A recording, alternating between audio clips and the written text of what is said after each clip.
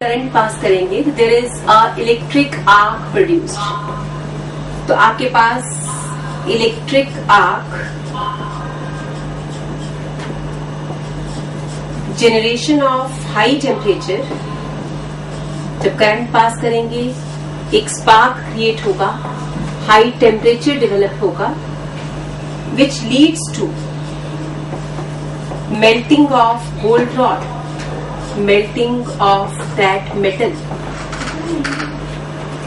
अब मेटल के वो छोटे छोटे पार्टिकल्स जो कि मेल्ट हुए हैं, दीज आर डिस्पर्स्ड, क्योंकि वो बहुत छोटे हैं इसलिए वो नीचे सेटल तो नहीं हो पाए, वो क्या हो गए, डिस्पर्स हो गए, और डिस्पर्जन मीडियम में डिस्पर्स्ड फेज बन गए।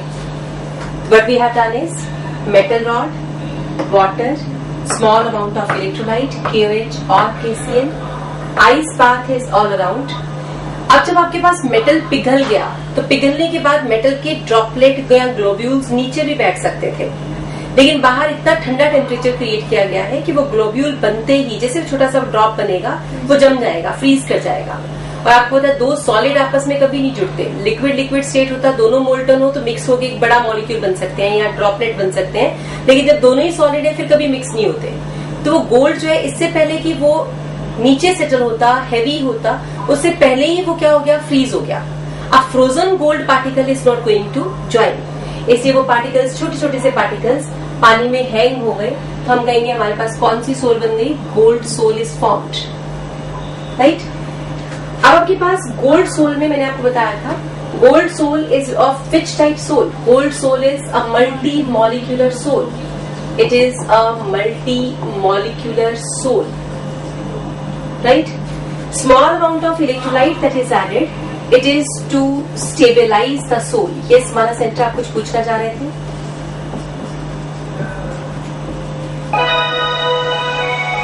सवाल आपका बोलो। हाँ मुझे बोलो। हाँ जी।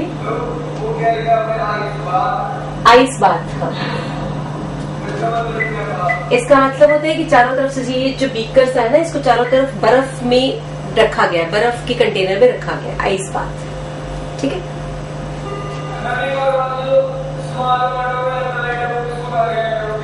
KOH और KCl, KOH और KCl जो है ये दोनों ही स्मॉल अमाउंट ऑफ इलेक्ट्रोलाइट, यानी थोड़ा सा इलेक्ट्रोलाइट ऐड किया जाता है just to stabilise the sol, ताकि सोल स्टेबल हो जाए।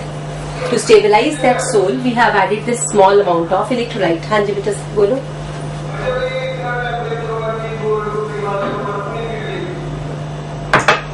जो टेम्परेचर यहाँ जनरेट हो रहा है वो टेम्परेचर इस गोल्ड को पिघला देगा, क्योंकि करंट है, स्पार्क से वो गोल्ड मेटल पिघल रहा है। इसके बाहर जो है ये फ्रीजिंग मिक्सचर होता है। फ्रीजिंग मिक्सचर का मतलब होता है कि यहाँ आपने रेफ्रिजरेटर लगा रखा है, यहाँ पे करंट सप्लाई रेगुलर दिए जा रहे हो, ये बर्फ जमी रहेगी, यानी ये तो नेचुरल है, ये बर्फ पिघलना चाहेगी, लेकिन हमारा टेम्परेचर यहाँ पे साइड पे कंप्रेसर लगा हुआ है, वो कंप्रेसर इसको ठंडा ही रखेगा, ठीक है। तो वो पूरा सिस्टम होता है, जैसे कोई चारों तरफ आपने एक कंप्रेसर लगा दिया, उस पर पानी भर दिया, बर्फ डाल दी एंड सो ऑन। तो Bredig's arc method it is used for making metal sols, और आप याद रखोगे all metal sols are negatively charge, metal sols are negatively charge. Reason is, मान लेते हैं ये बहुत सारे गोल्ड के पार्टिकल्स हैं, all these are gold particles. मैंने बहुत सारे इसलिए बनाए क्योंकि आपको पता है it is a multimolecular colloid, और इसके बाहर आपको पता है मेटल का स्ट्रक्चर क्या होता है, कर्नल्स एंड फ्री इलेक्ट्रॉन्स। तो यहाँ पे क्योंकि करंट पास किया जा रहा है, इलेक्ट्रॉनिक सप्लाई मिल रही है, इसका मतलब all these are electrons absorbed on the surface, therefore gold sol is going to be a negatively charge sol. Even silver soul is a negative soul, platinum soul is a negative soul. Yes, bar centre remote से ठीक करो अपना classroom, थोड़ा सा और ठीक, और थोड़ा सा और, बस ठीक है, फिर जूम इन कर दो, उनको जूम कर। हाँ जी बेटा बोलो।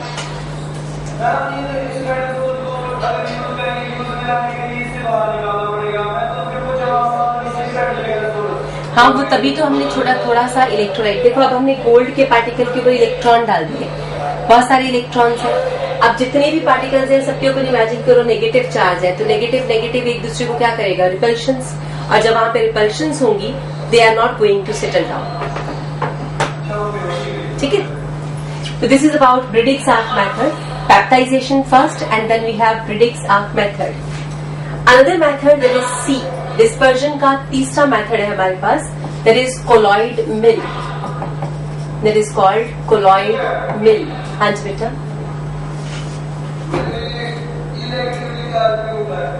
नेगेटिवली चार्ज इसलिए क्योंकि जो गोल्ड पार्टिकल बनेंगे दोज आर हैविंग कर्नल्स, तो आपको होता है गोल्ड कर्नल्स और फ्री इलेक्ट्रॉन से बना हुआ एक टॉप सबस्टांस है। अगर ऐसे गोल्ड के बहुत सारे पार्टिकल क्लस्टर बनाएंगे तो वहां पे मेटालिक बॉन्ड एग्जिस्ट करेगा और इसकी टेंडेंसी है to absorb electron on its surface, absorption of electron will take place, क्योंकि वहां पे क्या है, करंट पास कर रहे हैं ना, इलेक्ट्रॉन तो हम खुद ही सप्लाई कर रहे हैं, तो ये इलेक्ट्रॉन को अपने सरफेस पे एब्सॉर्ब कर लेता है, जिसकी वजह से नेगेटिव चार्ज डेवलप हो जाता है। ठीक है, next method we have is colloid mill. बेटा कोलॉइड मिल वैसी ही है जैसे आपके पास एक फ्लोर मिल होती है। Now we can say it's like a flour mill. आपने आटा चक्की देखी हुई है, कुछ कुछ वैसी ही कोलॉइड मिल है। अब हमारे पास सेंटर में एक शैफ्ट है और ये दो चीजें आपस में घूम रही है, क्लॉकवाइज एंड एंटी क्लॉकवाइज, यानी दो सरफेसेस हैं, round surfaces, two plates, these two plates are rotating like this, तो जो भी इसके बीच में आएगा वो पिसा जाएगा। तो जो आटा चक्की होती है उसका भी सेम कंसेप्ट होता है, वहां पे नीचे एक बड़ा सा पत्थर होता है, ऊपर एक बड़ा पत्थर, दोनों एंटी क्लॉकवाइज घूम रहे होते हैं, क्लॉकवाइज एक एंटी क्लॉकवाइज। हाँ जी, फिर अब ऊपर से जब आप गेहूं डालते हो तो जैसे वो दोनों चीजें ऐसी चलती हैं तो बीच में गेहूं होता है और गेहूं पिस जाता है। ठीक है, अब गेहूं पिस गया और पिस के क्या बन गया, आटा बन गया। इन द सेम मैनर हमारे पास यहाँ पे एक सरफेस क्लॉकवाइज मूव कर रहा है, दूसरा एंटी क्लॉकवाइज मूव कर रहा है। ऊपर से हम क्या डालेंगे, ऊपर से हम डालेंगे सस्पेंशन पार्टिकल्स, ये हमने ऊपर से डाल दिए, और यहां से जो बाहर आएगा वो क्या होगा, कोलाइडल पार्टिकल्स, क्योंकि हमने सस्पेंशन को पीस के कोलाइडल पार्टिकल्स बना दिए। अब इन दोनों के बीच का जो गैप है, that gap is 1 nanometre to 1000 nanometre. जो गैप इन दोनों सरफेसेस के बीच में है that is between 1 nanometre to 1000 nanometre, यानी कोलाइडल रेंज का गैप रखा गया है।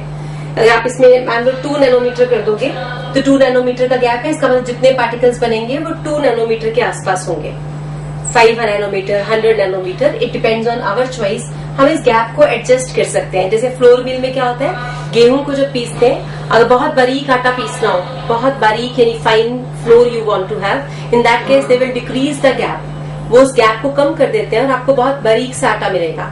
अगर आप चाहते हो कि आपको सूजी बनवानी है तो सूजी के लिए वो क्या करते हैं, उसी गेहूं को थोड़ा सा मोटे गैप में से निकालते हैं तो वो आटा मोटा मोटा सा पिसेगा। अगर दलिया बनाना है तो उसी फ्लोर मिल में दलिया भी बन सकता है, उसी फ्लोर मिल में मैदा बन सकता है। इट मीन्स एक ही वीट, उसी वीट फ्लोर मिल में आपके पास कई तरह के प्रोडक्ट्स बनते हैं। We are getting same type of different type of product from the same raw material.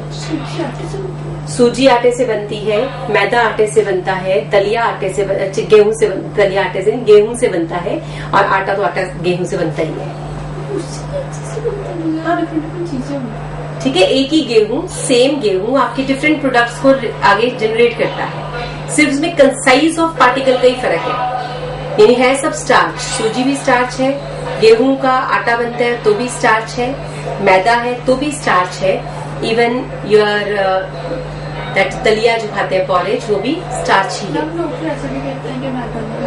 लोग ऐसा क्यों कहते हैं कि मैदा नहीं खाना चाहिए और आटा खाना चाहिए या दलिया खाना चाहिए, उसका रीजन है कि मैदा बहुत फाइन बारीक पिसा हुआ आटा होगा, और जितना बारीक पिसा हुआ आटा होता है यानी वेरी फाइन फ्लोर, उसको डाइजेस्ट कर पाना हमारी बॉडी के लिए थोड़ा डिफिकल्ट होता है। Digestion becomes difficult. आपके जैसे मैदा अगर खाएंगे तो वो जो हमारी इंटेस्टाइन्स है उस पर चिपकने के चांसेस ज्यादा होते हैं। जो आटा हम खाते हैं that is having some roughage, उसमें रफेज होती है, मैदे में रफेज नहीं होती। जो आटा हम खाते हैं उसमें रफेज होती है, यानी छिलका वगैरह सब बीच में ही है। दलिये में तो छिलका बिल्कुल साथ में ही है, ठीक है, लेकिन जो मैदा होता है उसमें से सारा छिलका, गेहूं का छिलका निकाल दिया जाता है, very fine floor, white floor रह जाता है। तो अब उसमें रफेज तो बिल्कुल भी नहीं खाई आपने खाई सिर्फ फाइन फ्लोर, पूरा का पूरा कंप्लीट स्टार्च लिया, स्टार्च की कैलोरीज तो आपको मिली और दूसरी टेंडेंसी क्या है, वो इतना फाइन फ्लोर है कि वो आपके इंटेस्टाइन्स में या स्टमक में जाके चिपक सकता है, तो उनको खराब करेगा, पेट खराब होने के चांसेस बढ़ जाते हैं। इसलिए दलिया सबसे बेस्ट डाइट है। अगर व्हीट फ्लोर खाना, आप व्हीट खाना चाहते हो तो बेस्ट होता है दलिया। अगर आप दलिया नहीं खा सकते, हर टाइम पे तो दलिया नहीं खा सकते, then we have whole wheat flour. Whole wheat flour का मतलब उसे छानो मत, उसको पूरा ऐसा ही खा लो, बिना छाने। वो जो छान बुरा निकलता है उसको मत निकालो, उसको उसमें हाथ में पका के खाओ। That is good for health. उससे आपको उसकी एनर्जी भी मिलेगी और रफेश भी आपके अंदर जाएगी। ठीक है, तो ये आपके पास था कोलॉइड मिल्क। अब कोलॉइड मिल्क कौन सी सोल्स के लिए काम आता है, तो हम कहेंगे फॉर एग्जाम्पल शू पॉलिश। जो शू पॉलिश हमारे पास बनती है that is of colloidal range. तो शू पॉलिश बनाने के लिए या फिर प्रिंटर्स इंक, जो प्रिंटर्स इंक होती है उसको भी कोलाइड मिल से कोलाइडल साइज का बनाया जाता है। तो we are having shoe polish and printers ink that is made up of colloidal particles generated by colloid mill. These are the three important methods. हाँ जी बेटा, शू पॉलिश में जो पॉलिश होती है ना, जो ब्लैक कलर होता है, मान लो ब्लैक पेस्ट से खरीदते हो ना आप, तो हाँ वो जो पेस्ट होती है, आपने नोट किया होगा उसका पार्टिकल का साइज काफी स्मॉल होता है, तभी तो शू के ऊपर वो चिपक जाता है और फिर उतरता नहीं है, अच्छी तरह से चिपक जाता है। तो very fine powder it is, बहुत मुलायम होती है वो टच करने में। ठीक है, तो उसमें क्या करते हैं, उसमें मान लो एक बेस लिया, बेस यानी ग्रीसी सबस्टांस लिया, उस ग्रीसी सबस्टांस में आपने ब्लैक कलर का कार्बन ब्लैक डाल दिया कोलाइडल रेंज का, उसे फिर अच्छी तरह से मिक्स किया हुआ है, और मिक्सिंग के बाद एक स्टेबल कोलाइडल सोल्यूशन बना के उसकी पेस्ट सी आपको दी जाती है, वो आप यूज करते हो। ठीक है, उसमें जो ब्लैक कलर की चीज है जो डाली हुई है वो कोलाइडल रेंज की है। In the same manner printers ink, printing में जो ठप्पा लगाते हैं या वो प्रिंटिंग करते हैं, तो उसके ऊपर जो इंक लगाई जाती है वो इंक भी कोलाइडल पार्टिकल। अगर सस्पेंशन हो तो आपने अखबार पकड़ी और सारी नीचे गिर, तो पढ़ोगे कैसे? ठीक है, इंक नीचे गिर। और अगर मान लो ट्रू सोल्यूशन होता तो दिखता ही कैसे आपको, बहुत ज्यादा ट्रांसपेरेंट होता, क्लियर होता। तो आपको कोलाइडल चाहिए ताकि वो लाइट को स्कैटर करे, लाइट को अपने पास से निकलने ना दे। तो in that case we have colloidal range of particles. Okay बेटा, नाउ दिस इज 3 मेथड्स हमने कर लिए। कौन कौन से? One is peptization, another is Briggs arc method, and third we have done is colloid mill. These are all dispersion techniques or disintegration techniques. Next we have is, अगला मैंने कहा था आपको कौन सी techniques? Aggregation techniques, right? Now when we see aggregation techniques, तो aggregation techniques का मतलब है अब हमें ट्रू सॉल्यूशन से कोलाइडल बनाना है। एग्रीगेशन टेक्निक्स में, एग्रीगेशन टेक्निक्स मैंने एबीसी लिखा था, क्या लिखा था? एबीसी थर्ड पार्ट एग्रीगेशन, इसके लिए थर्ड पार्ट, इसके लिए थर्ड लिखा था। Aggregation techniques are, first aggregation technique है हमारे पास exchange of solvents, exchange of solvents. Exchange of solvent method क्या है? मुझे पता है कि alcohol plus sulphur, S8 plus alcohol, ये एक ट्रू सॉल्यूशन है। सल्फर जो है वो अल्कोहल में बड़े आराम से घुल जाती है। Sulphur is soluble in alcohol. अगर हम पानी लें, दिस इज वाटर, हाँ जी, अल्कोहल जो है वो ऑर्गेनिक है ना, अल्कोहल में ऑर्गेनिक कंपोनेंट भी है, slightly polar, slightly non polar also. S8 जो है इन वाटर टोटली इनसॉल्युबल है, नहीं खुलेगा, ठीक है। But alcohol is soluble in water. Alcohol is soluble in water. हमें पता है कि अल्कोहल पानी में जरूर घुल जाता है, सल्फर पानी में ना घुले, लेकिन अल्कोहल पानी में जरूर soluble है। इसका मतलब what we can do is, हम पानी लेंगे, अल्कोहल डालेंगे उसमें ना। हम उसमें ये वाला जो सोल्यूशन है ये पोर कर देंगे, सल्फर प्लस अल्कोहल वाला, ठीक है। अब इनडायरेक्टली हमने सल्फर को कहा कि तुम पहले अल्कोहल में जाओ, तो वो चली गई और घुल भी गई, लेकिन अब हमने सल्फर को कहाँ भेज दिया, indirectly we have sent it to water, ठीक है। अब जब अल्कोहल पानी में घुलेगा, मान लीजिए अल्कोहल का मॉलिक्यूल है या ड्रॉपलेट है, तो सल्फर रहेगी तो अल्कोहल के अंदर, लेकिन है तो वो पानी के अंदर भी। तो अब आपके पास अल्कोहल के साथ साथ सल्फर भी पानी में घुल गई और जो कोलाइडल पार्टिकल्स बने वो सल्फर सोल बन गई, that is sulphur sol of alcohol plus water plus sulphur.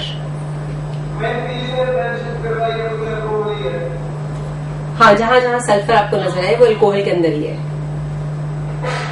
ठीक है। लेकिन अल्कोहल पानी में इतनी अच्छी तरह से मिक्स हो जाता है कि हम आइडेंटिफाई नहीं कर पाते, हमें वो लगता है जैसे पानी में ही वो घुला हुआ है सल्फर। तो अब अल्टीमेटली हमें कोलाइडल सॉल्यूशन मिल गया, किसका, सल्फर का पानी के अंदर, लेकिन एक्चुअल में सल्फर किसकी वजह से घुली हुई है, अल्कोहल की वजह से, ठीक है। तो ये हमने क्या किया, हमने सॉल्वेंट एक्सचेंज किया और सॉल्वेंट एक्सचेंज से we have done this colloidal particle we have created. क्या तक समझ आ गया? तो this is exchange of solvents. तो आप कह सकते हो this is not soluble in water directly, therefore indirectly we have solubilized sulfur by using alcohol into water, that is sulfur sol, ठीक है। अब हम कहेंगे हमने ट्रू पार्टिकल्स को कोलाइडल पार्टिकल्स बनाया है, इसलिए इस मेथड का नाम रखा गया एग्रीगेशन टेक्निक। क्लियर?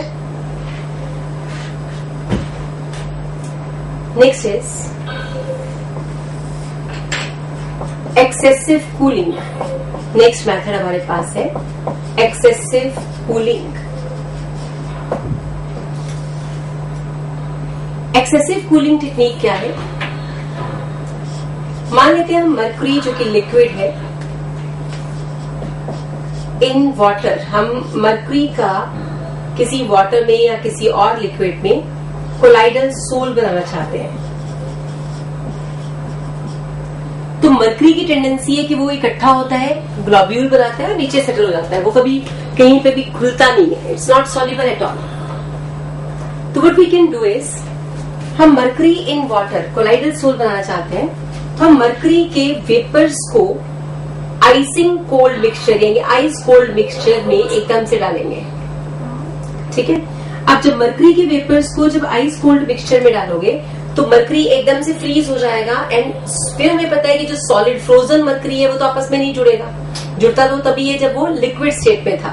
तो हम उसे फ्रीज करके क्या बना लेंगे, colloidal solution. Very low temperature देके we can make colloidal solution. But वही बात है कि ये टेम्पररी कोलाइडल सॉल्यूशंस है, अगर टेम्परेचर इंक्रीज होगा तो मरकरी डेफिनेटली नीचे बैठ जाएगा, सेटल हो जाएगा।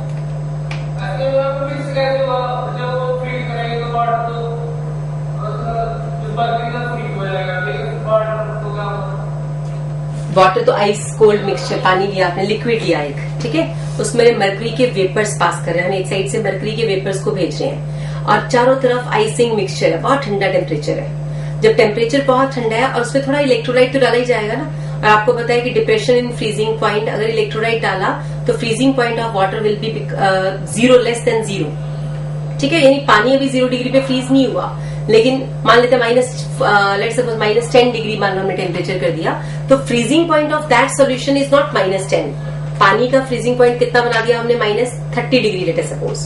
अब -30 डिग्री पे उसने फ्रीज होना था, लेकिन मरकरी का फ्रीजिंग पॉइंट हमने अटेन कर लिया फ्रीज करके, तो वेपर्स जो फ्रोजन वेपर्स है उसको उसमें पानी में डाला, इलेक्ट्रोलाइट पहले से डाला गया था, तो वो एक मरकरी की सोल प्रिपेयर की जा सकती है। ये सेम मेथड आप सोच के देखो, ऐसा ही सेम मेथड आपने गोल्ड वाले मेथड में भी तो किया। आपने पहले गोल्ड रॉड को गोल्ड पार्टिकल बनाया, वेपर्स, फिर उसे फ्रीज करके रखा, ठीक है, फ्रीज करके excessive cooling the so that gold particles should not be in the molten state, rather they should be in a solid state, और वहीं पे वो फ्रीज होके लटक गए थे, ठीक है। तो यानी जो ब्रिडिक्स मेथड है उसमें दोनों टेक्निक्स यूज हो रही थी। पहले हम डिसइंटीग्रेट करते हैं गोल्ड रॉड को गोल्ड पार्टिकल्स में, और फिर गोल्ड पार्टिकल्स को फ्रीज कर देते हैं, एक्सेसिवली कूल कर देते हैं टू मेक इट कोलाइडल। ठीक है, तो आपके पास mercury liquid in water colloidal sol can be prepared by, कैसे प्रिपेयर करेंगे? Mercury vapours passed through dispersion medium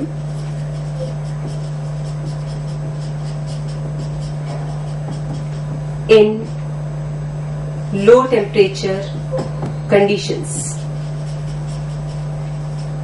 So this method can be there for preparing your colloidal sols. यानी ultimately हम आपको जो बताना चाहते हैं वो ये कि कोलाइडल सोल्स को प्रिपेयर करना इट्स नॉट इजी, थोड़ा डिफिकल्ट टेक्निक है, डिफिकल्ट मैथड्स है, क्योंकि ये लायोफोबिक सोल्स है, इनको स्टेबली बनाया नहीं जा सकता था। हाँ जी बेटा, आप पठानकोट सेंटर ब्राइटनेस कम हो गई है,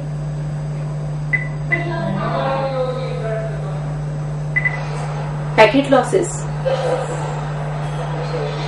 क्या यहाँ लाइट चली गई है इसलिए ब्राइटनेस थोड़ी कम हो सकती है। If it is there we can increase the brightness. हाँ जी बेटा हिमांशु, ब्राइटनेस बढ़ा दो, ब्राइटनेस बढ़ाओ, अपनी ब्राइटनेस इंक्रीज करो। समाना सेंटर आपके पास भी ब्राइटनेस कम हो गई है, पैकेट लॉस पठानकोट में आ रहा है, बाकी सेंटर्स पे नहीं आ रहा है।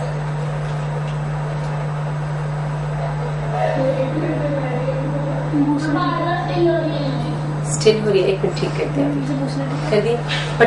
समाना कुमारवी centre brightness is okay now, okay now Samana centre.